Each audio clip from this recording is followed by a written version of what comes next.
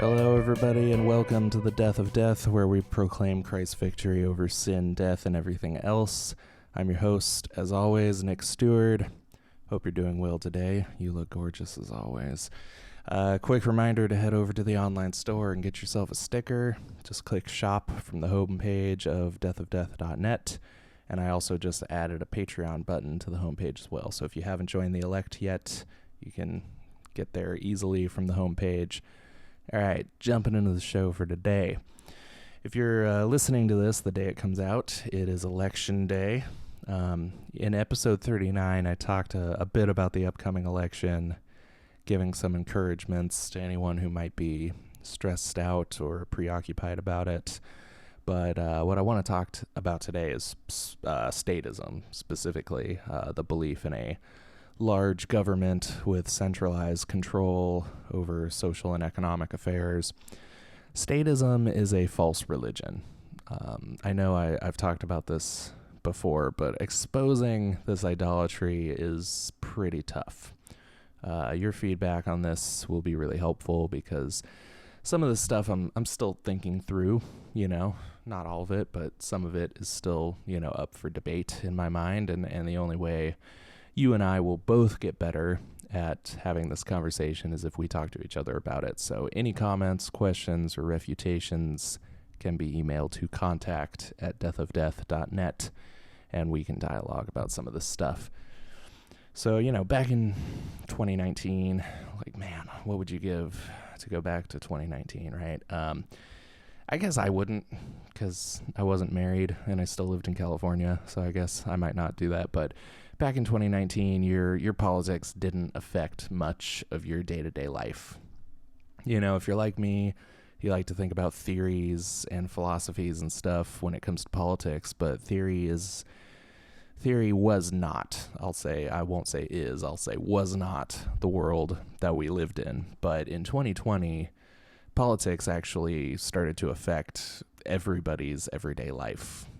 So the option of living in the world of theory and philosophy on political issues ended, and it's over now. We've all been forced to make decisions this year. Some of us may have had to disobey the government, where before we were against that kind of thing, or some of us may have had to give in to gross overreach and tyranny, where before we claimed we would have fought and died before doing that.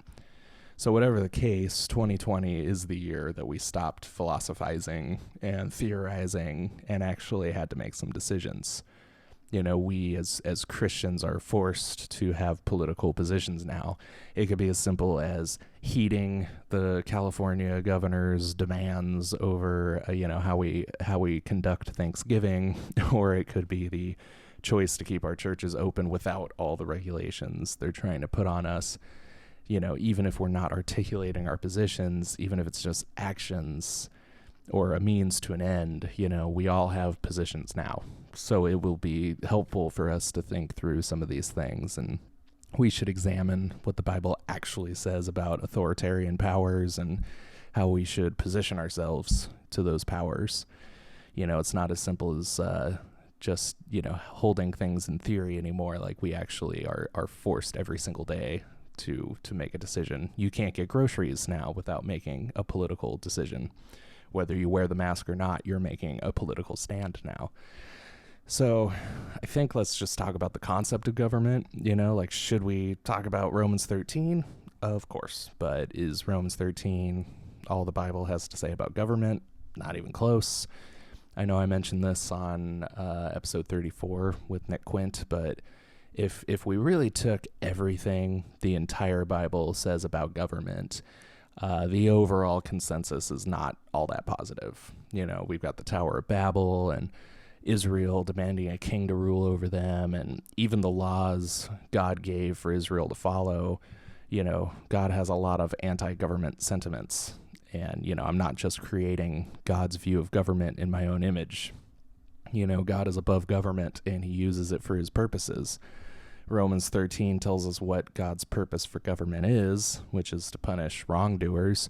So what about a government that doesn't live up to those purposes? What about when the government is punishing things like working or not wearing a certain garment in public? Yes, Jesus and Peter and Paul all tell us to pay our taxes, but they never say it would be wrong for a government not to tax people. So what would they say about America?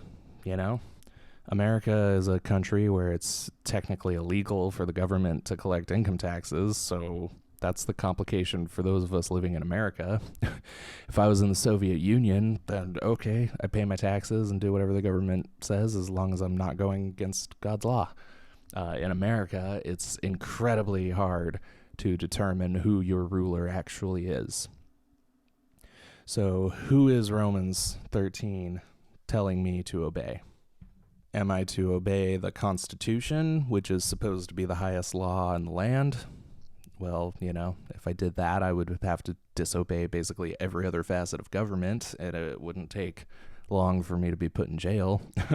By paying income taxes or wearing a mask in public, I'm actually supporting the wicked rulers who are disobeying the highest law in the land and trying to usurp its authority. So, the issue with following the Constitution, which I don't know if I have to do because I'm not actually sworn to uphold it like people in the government are, but the issue with following that is that, you can't get groceries if you do that. You can't stay out of jail if you do that now. So it's not as simple as just following the highest law in the land. I actually believe that's the main reason we're exhorted in the Bible to obey our rulers. It's not necessarily because they're good, but because it's pointless to go to jail for breaking stupid laws. Like, the coins are made in Caesar's image, and we're made in God's image. We don't belong to the state. We belong to a higher authority than the state. So, why get thrown into prison just because we wouldn't give in to the unjust demands of the state? Again, that's why it's harder for us to follow Romans 13 in America. Are we supposed to obey the president above any other ruler? Well, for some of us, we'd have to disobey our own governor to do that. And all the complications go on and on and on. I'm in, Oklahoma City now, and here the city council enacted a mask mandate, and it has extended it twice now because they keep putting expiration dates on it. They're still, relatively hopeful it'll stop. But the governor of Oklahoma is unwilling to force masks on people. So who am I supposed to obey? The city council or the governor? So that's why the conversation for American Christians isn't as simple as just obeying our rulers. There's a lot to consider in that. If there was a king or an emperor, it would be easier to follow that, But for us, obeying our rulers usually means disobeying another and therefore taking part in usurping another ruler's authority. And in a country like this, founded upon the principles of liberty and the non-aggression principle for the most part, it's not inappropriate to be against centralized control of the state. It's written into our law. So here we're a little more free to talk theory, to talk in the abstract. So let's first talk about the concept of the state. And it is just that. The state is just a concept. It's an idea. Hundreds of years ago, some people took control of this land and appointed themselves as senators and congressmen and presidents. And there's nothing objectively different about our rulers that puts them in charge of us besides winning a popularity contest, In reality, the people in government are some of the most corrupt and most unintelligent people in the country. And people who have the characteristics of natural and good leaders don't tend to go into government. They tend to start multi-billion-dollar companies and create jobs and value for people, all the while fighting against the government to keep what they've actually earned. So the only thing that sets the state apart from us is the monopoly on violence. They enforce unjust laws because they can throw you in jail for not following them. Without that force, they would be no different than someone standing on their rooftop demanding money and power. And then what happens? Nothing, because it's just some guy making ridiculous demands. Without force, they couldn't do what they actually wanted to do, and therefore wouldn't actually have any power. So if you look in the abstract, the state is just made up of people who have all the force and violence necessary to impose their will on people. And In that way, they're really no different than a, warlord or a street gang. The difference is they convince people that they're different. People will point to Somalia and, tell me that, that's a country with no government. Do you want to live there? But it's not accurate to say that there's no government there, because there are pirate warlords in Somalia, and they're the ones imposing their will on people through force and violence. So that makes them the state, technically. They have the exact same rights as the U.S. government, but the U.S. government has done a better job of dressing their violence up as democracy and freedom, Well, we vote on things here. But we don't vote on whether we'll have a government or not, but they maintain our freedom. No, they don't. They're probably the largest source of theft and oppression in the country, But it all comes down to this blind faith that people have in the system. That's how it exists. The state is just people and organizations we call the government. People enforce the demands of the state for the same reason. They simply believe the state has the authority to impose these rules, so they enforce it. If everyone just stopped believing in the state, it would go away. That's how tenuous a thing it really is. So it's hard to believe there's any objective value or entitlement in a thing that only exists by faith. So it's hard to believe that there's any objective value or entitlement in a thing that only exists by faith. And people, sometimes say, well, is the White House imaginary? If the state's just an idea, then where's the White House and the Pentagon come from? And it's structures based on a false religion are not proof of the claims of that religion. A mosque is not proof of Islam's credibility. It's the idea that someone, acted on an idea does not make the idea correct. It's not just blind faith that makes statism a false religion. Think about the ways it competes with religion. When I was reading my Bible, I just finished the Gospels recently, and at the end of all the Gospel books are the accounts of the crucifixion. And one of the things that stuck out to me was the diametric opposition of King Jesus and King Caesar. One of the main accusations the Jews leveled against Jesus was that he was a threat to the throne. We have no king but Caesar, they cried. And, if you're a Patreon supporter, then on Friday, you got the exclusive October episode, and we told a few spooky stories from church history. And one of the ones we talked about, a related story, was the Decian persecution in 250 AD. Emperor Decius mandated that every Roman citizen had to make a sacrifice to Roman gods, and, for the good of the state. And this led to massive amounts of Christian executions because a lot of Christians wouldn't do it. Imagine that, Christians disobeying the state for their religion. But the point is, large empires have always been enemies of religion, but they simultaneously try to fill that hole. We hate Christianity, and we're going to put all these Christians to death, and we also need you to make a ritual sacrifice for us. It just doesn't really seem to add up. And in this country, the state has also replaced religion slowly but surely, and they started in the obvious place, education. We've talked about it on the show before, but there's a reason the state has such a stranglehold on education. It forces kids to go to state-approved schools, and it's the biggest funder of academic research and development. And now, why would that be? It used to be the church that was the source of academia and education. So why would the state want to take the church's place like that? Probably because you can benefit from controlling the way people think. It pretty much is that simple. People are raised from preschool all the way through college to think exactly how the state wants them to think. That's why people such as myself, who think the state is useless and destructive, are viewed as the crazy, stupid people, because everyone is taught their whole lives how necessary and good the state is. When someone comes along and says something contrary to what you've always been taught, you tend to look at that person as a little crazy. Tom Woods has an analogy he always uses involving Walmart And I'm paraphrasing here, obviously, but he basically says, like, what if Walmart was in control of education and your kid had to go to like a Walmart approved school and learn all about Walmart, and they had to learn all about all the CEOs of Walmart and hear these mythical stories like the first Walmart CEO never told a lie and stuff like that. And then they grow up to like worship Walmart and think we could never live without Walmart. And it's like, well, I wonder why I like Walmart so much. That's weird. Like, didn't they learn anything objective in school? We can see kind of a modicum of this in the issue of climate change.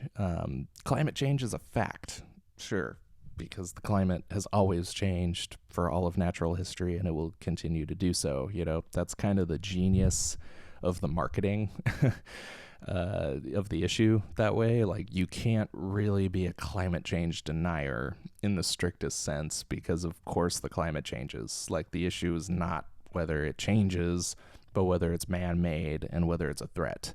You know, there's little evidence to suggest it's man-made, but even if it was, there's no evidence that it's a threat to our existence. So, like, why do all the scientists believe it's a threat? They don't. You know, there are plenty of scientists who don't believe it's a threat, and like, why don't you ever hear from them?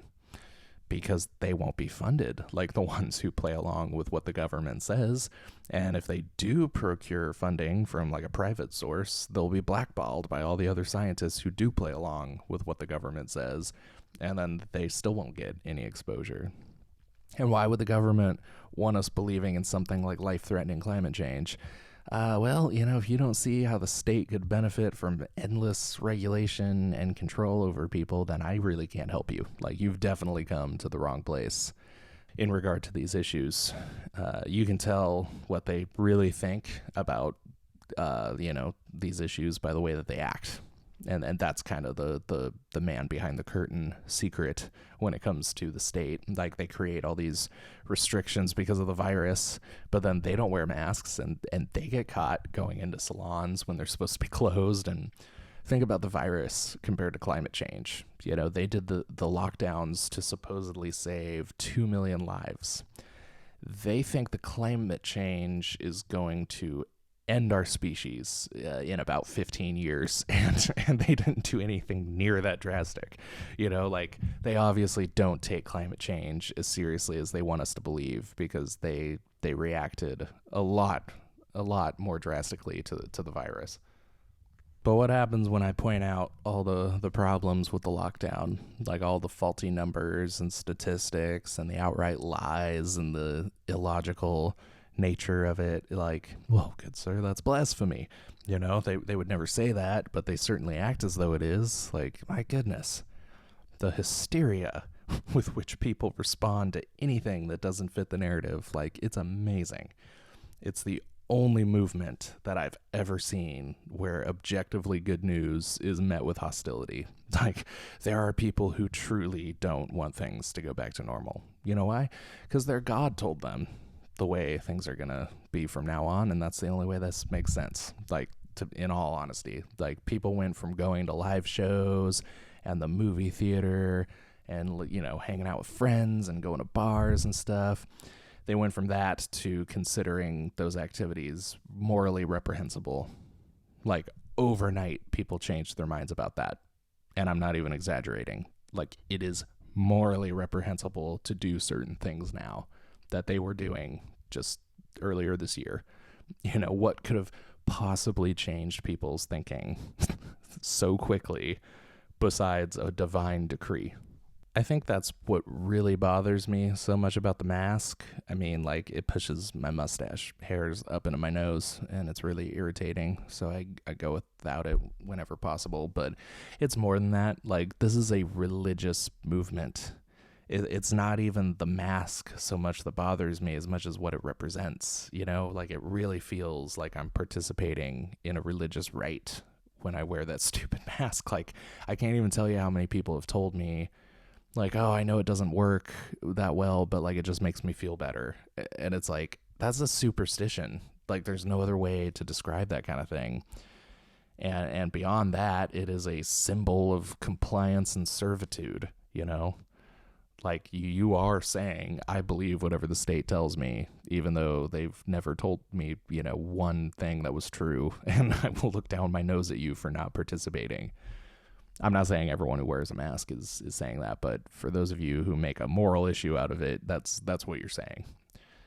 That's as good a segue as I'm going to get to, the statist rituals, but now we've got the masks, the religious cloth, which is kind of the new outward symbol of statism, but, we've had rituals for a long time. There's the voting and the State of the Union addresses and the debates and, all this fanfare. The election is a high holy day, and we've been having these sacred rituals leading up to it, and voting is our little role to play in the holy day as well. It's a participatory ritual in that way, and I saw a meme the other day that compared those little stickers you get that say I voted to participation trophies. I thought that was pretty funny. The hypocritical worship of democracy is one of the worst parts about it, to be honest. Like, I don't know, I just noticed it this year, but I see it everywhere I look now, and it just bugs the crap out of me. Like, you mentioned not voting or not believing in democracy, and it's straight up blasphemy, like, no question about it. And it's so inconsistent that I just can't wrap my head around it. Like, this is a massive generalization, but go with me on this. I'm just trying to prove a point. But, like, people are voting for Trump because, like, why? Like, what's a reason you've heard not to vote for Trump? Because they don't want socialism. Like, as if the establishment Democrats are socialists, but that's another story altogether. But they champion the democratic cause, like, we've got to get out there and vote or they'll win, like the evil will win. Why are you supporting a system where evil can win? That's my question. Like, wouldn't it be better to have a system where socialism isn't even an option? Like, technically, the democracy we have here could get us socialism, right? Like, if the majority goes out and votes for socialized things, that's exactly where we're going to end up. So is that a bad thing? That's the tricky part, because if you say it's a bad thing that the majority gets what they want, then you don't really believe in democracy at all. That's the reality. Like, nobody really believes in this crap. They believe in democracy when they win. That's why it bothers me so much, because, like, it's only democracy when I win. Like, why do you think the Democratic Party has been casting doubt over the legitimacy of Donald Trump's win in 2016? Like, because the wrong side won. They're quick to point out that Hillary got the popular vote, and, like, maybe we shouldn't have the Electoral College anymore. And, Russia actually interfered with the election and skewed the results, and, whatever the story is. Seems like there's a different one every week, but, like, we have to get the idea across that he's not the duly elected president of the United States. Otherwise, we have to admit that we don't actually believe in democracy. If Trump had won the popular vote and lost in the Electoral College, the exact opposite arguments would be made. Like, the Republicans would be talking about getting rid of the Electoral College, and the Democrats would be explaining why we need it. And both sides are already casting doubt on today's election. I guess I can say today. It's tomorrow when I'm recording this, but you're listening to it on election day or later. They're already casting doubt on today's election. Trump is saying the mail-in ballots are compromised, and the Democrats are already, talking about Russia again. Like, Russia's going to interfere with Trump getting elected again. And it's just ridiculous. But my point is, if your system is just as likely to get evil things like socialism, is it a good system? And, like, whether or not socialism is even evil isn't a debate at this point. It always leads to death and starvation. If democracy can let that kind of evil flourish, then it's not a very good system, is it? But it feels like blasphemy, doesn't it? What about the flag? Oh, man, that's just... You can't touch the flag. It's a piece of cloth. But if we drop it on the ground, we've committed a sin, and there's a ritual we have to go through to make up for it, involving burning it. It seems like blasphemy, doesn't it? To drop the flag on the ground. Don't dismiss what I'm saying right now, because, like, you might really need to hear this, and maybe I do too in some ways. But if you feel like that's blasphemy, really think about it.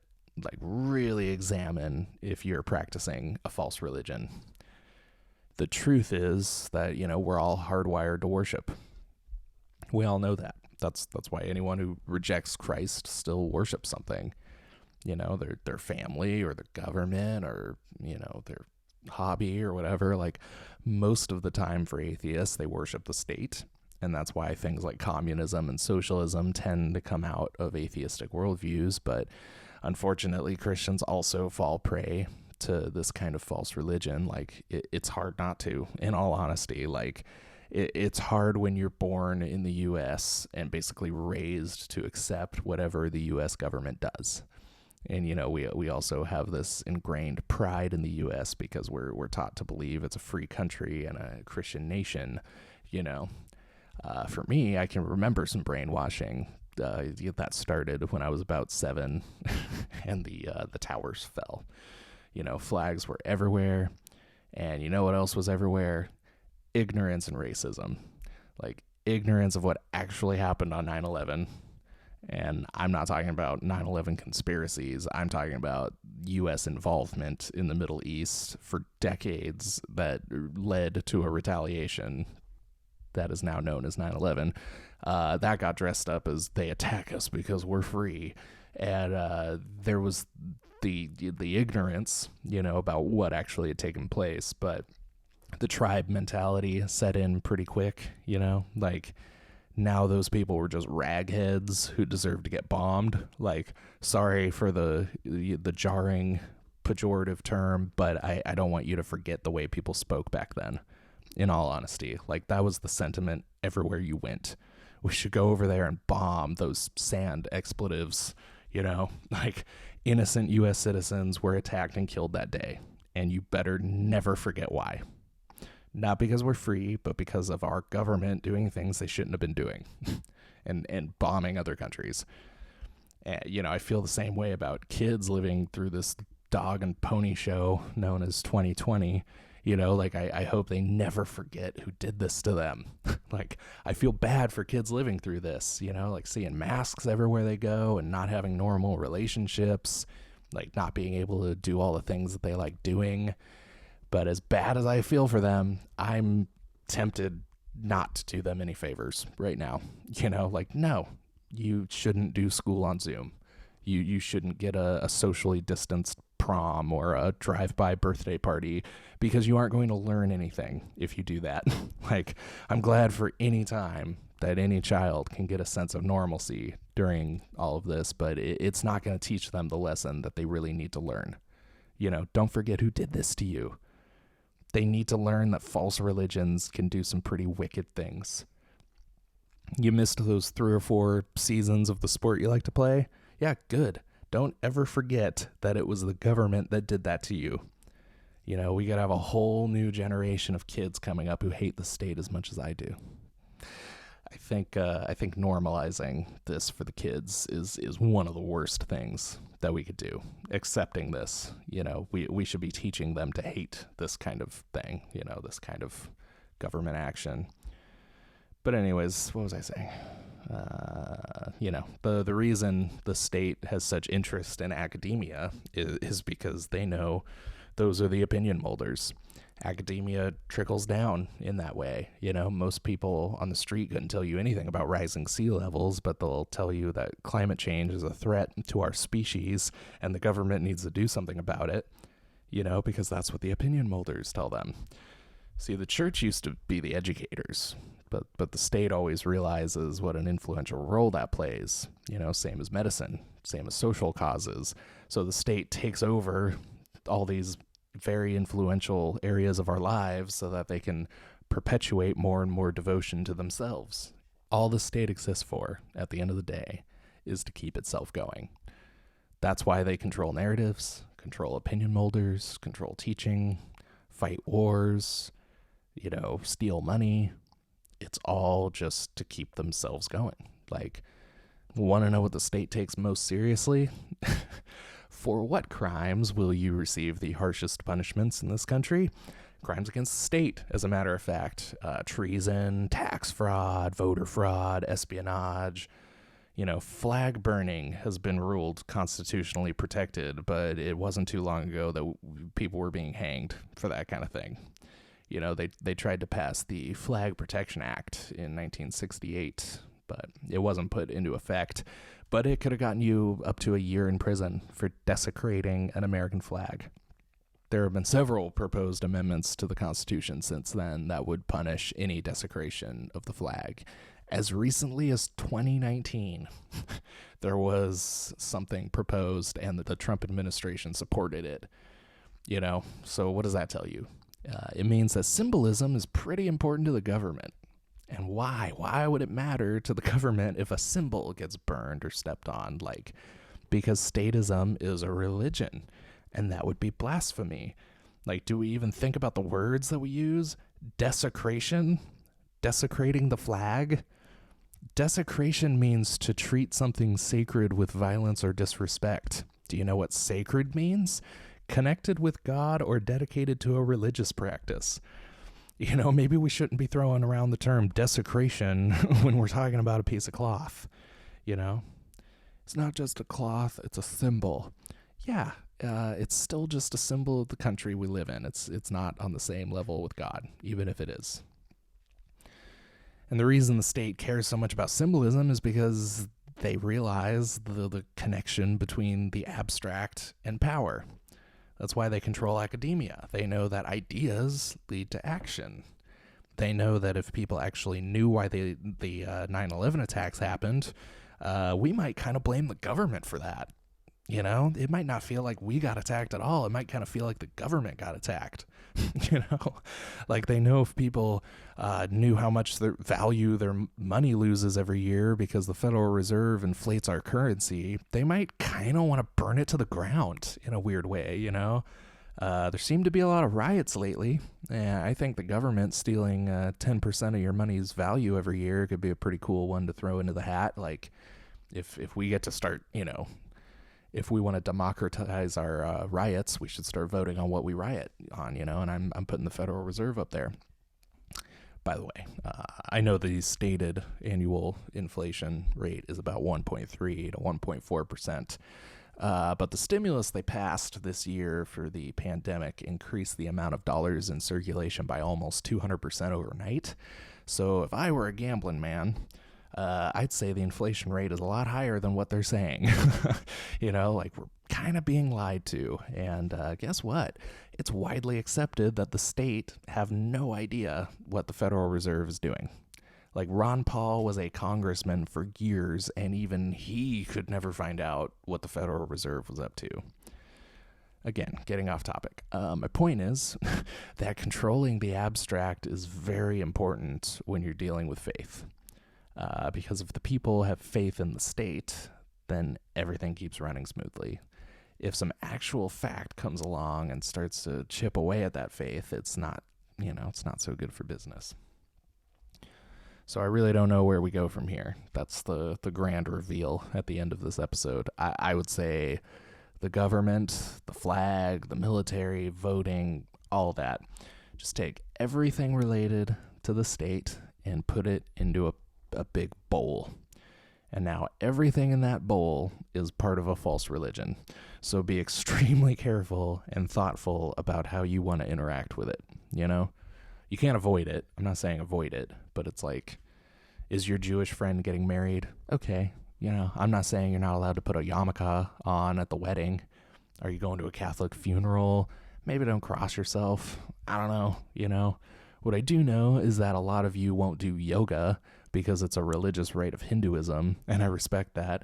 But next time you're reciting the Pledge of Allegiance, you should probably ask yourself what religion that's from. That's all I'm saying, Hopefully now that the election is passed, we can put political matters to bed for a while. But like I said, politics actually affects our everyday lives now. So it's not as easy as just leaving theory to the intellectual realm and talking about stuff that actually matters here on the podcast. Now this stuff matters. Politics actually affects how you live your Christian life now. This episode is coming out on Election Day, as I said. So as of sometime between now and next week, Joe Biden or Donald Trump is the president-elect. oldest president in history, either way. But just don't get too wrapped up in that. Like, it is fun, though. I'm not saying you can't enjoy politics. My wife and I watch the debates and stuff for the entertainment value, and I can't deny that this stuff is a lot of fun, especially from a marketing angle. And I'm interested in the, theory and the philosophy, so like I get a kick out of it. Listening to the way that the two sides frame things is, pretty fascinating on the marketing side, and sometimes it's infuriating. But anyways, the high holy day in America has come and will go within 24 hours of this episode dropping, so don't get too wrapped up in this stuff. Remember, it's a false religion, and it deserves the same amount of respect as a false religion. Alright, I think that's going to do it for this week. Hopefully on to bigger and better topics next week. I've been your host, Nick, here to tell you to reject the false religion of statism, and if you're as committed to Christ's victory as I am, I'll be here to do it with you all again next week. Goodbye for now.